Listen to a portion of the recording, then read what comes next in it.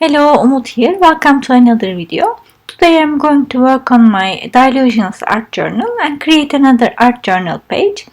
Before I start, I just want to cover this zip through that came from another page with my gesso. It's really easy. Some people use masking tape to prevent this, but I don't like the look of it. So I prefer to use gesso to cover these kind of accidents. Today I'm going to use my distress inks to create my background. I'm going to create a background like a gradient look, that the colors start from dark and go to light. And for this I will use the tones of purple, and they will go through being light pink. But I will start from black for a really dark look at the top and a really light look through the end when it gradiates down to pink. I'm using my oxides when I have the colors because they are easier to blend and they are softer to apply. I don't know, the formulation is much more pleasant to apply in a larger area. So I started with my black soot distress oxide, and I have my seedless preserves, which is actually one of my favorite colors of all the distress inks. I just love that color.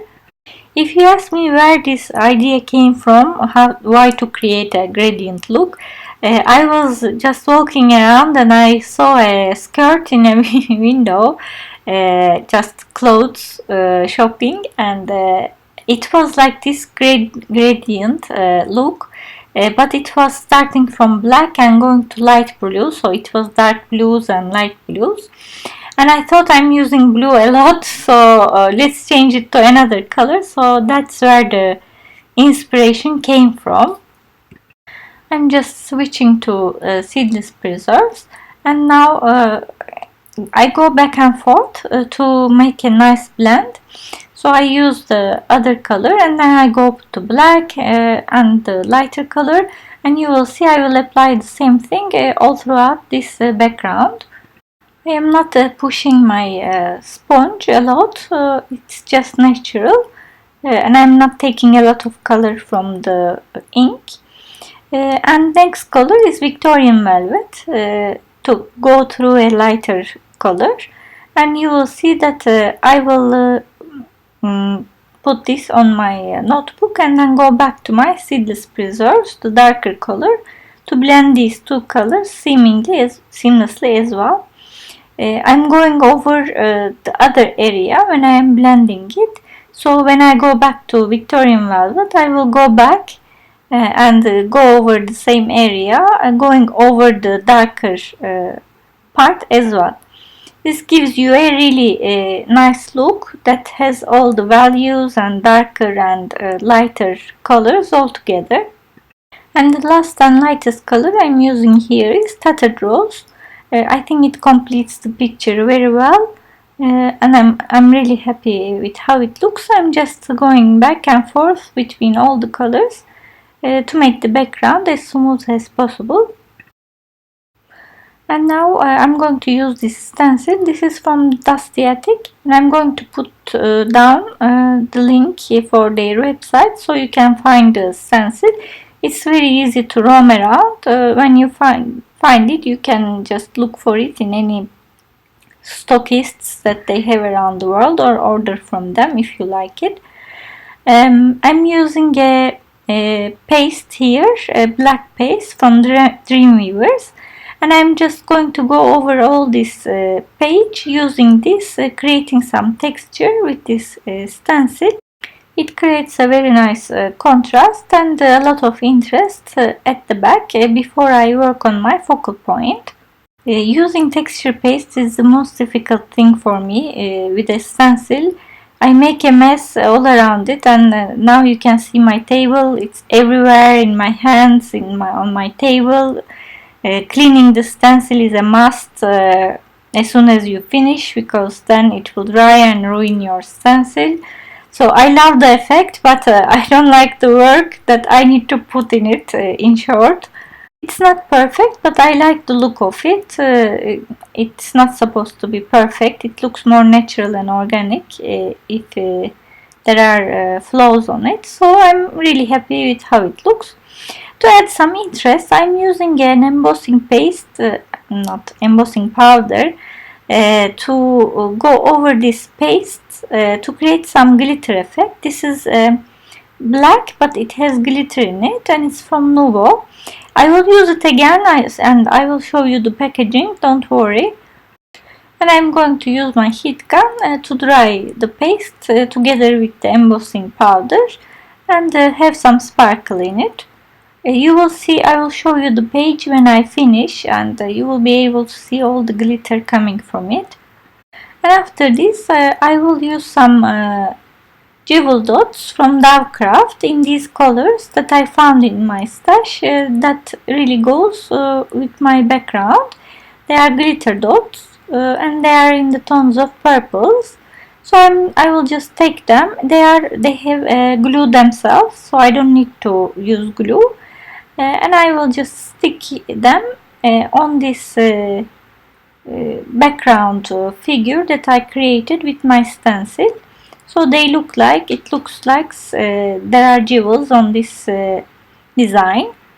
I love using these jewels. They create a very nice effect, creates curiosity, people want to touch them, creates dimension, and anything sparkling is more than welcome in our art journals.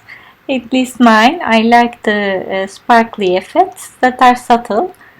And I'm really glad I'm using something that was in my stash for so long. I really feel bad when something stays there without being used at all for a very long time. So I'm being generous here and I'm just sticking it here and there everywhere. So now I'm going to use this big stencil from Prima. It's called Gardenia, and it has a huge girl on it, beautiful. Again, I think I never used this stencil since I bought. I generally don't go for stencils that are this big, but since I have it, let's use it. I'm going to use it with an acrylic paint that is heavy body, so it's not liquid, so that it doesn't seep through. I don't want to use paste again because I want to have more control, and I don't want this girl to have dimension. It's too much. So I'm using a finger dabber with a sponge to go over this girl with this acrylic paint. I'm being careful here and slow so that nothing goes wrong and I have a nice clear image. And after that I'm going to put a flower on the hair of this girl, dimensional again. So I took my peony stamp from Indigo Blue. I love this stamp, it has very nice effects. And I'm using my Versamark to stamp it on a regular cardstock. And I'm using this glitter black embossing powder again to emboss this flower on the cardstock, so it has that glitter again that I have at the background, which will make my page all go together. And I will stamp a few of these to cut them with dimension, which you will see soon. First I'm going to color them. I heat set it and now they are ready. I'm using the same colors that I used at the background. This is Victorian Velvet and I'm using Seedless Preserves, these two colors, and I'm using them as watercolors actually. So I'm using a watercolor brush to go over my flowers. This is the lighter color, and I'm going to use the Seedless Preserves as my shadows as the darker color to color my flowers. It's really easy and a fast way to color something. I am only showing you one, but I will color the rest of them myself. I'm not sure if I need 4, but we will see. And after that I'm going to fussy cut them, and I'm going to stick them on my girl's hair like this using a glue from Nuvo. Doesn't matter what you use. And I'm going to just go around the edges because I forgot to go around with a black marker. I don't want the edges to be white. So I'm going around now like this to go with all the scene that I have with black, and not to show the flaws of the cutting as well when you have black. And I'm going to do this for all the rest of my pieces. As you see, I cut my flowers in pieces to have dimension when I stick them. For the rest of it, I'm going to use 3D foam tape like this, so that I have nice dimensional flower. And I am trying not to forget to go around it with a black marker. I'm going to give a little makeup to my girl, a little bit eyeshadow and lipstick with the same Distress Oxide. See, this preserves, and she looks really pretty. Then I decided to use my jewels also on her hair, like she has some jewelry on her hair. Then I will go around my edges with a black marker again to have a little bit of a frame and some definition all around my pages, although it's thin. Last thing to do is to have a sentiment, and I chose one from this Tim Holtz collection. It's called Clippings, and there was one that says she really thought she meant it. I wanted to have a sentiment like this because my main focal point is a girl, and I'm just coloring it with this Victorian velvet again to go with the page, and I'm just going over the edges with an archival ink with a little finger dabber so that I have a nice frame for my sentiment. And that's all for today. I hope you enjoyed this video. And I will show you now close up so you can see the all the glitter that I put actually on the background. As you see, it's all shiny from all that embossing powder. Also my flower. Please don't forget to hit the like button if you like this video, or subscribe to my channel if you haven't already. Thanks so much for watching, and see you next time.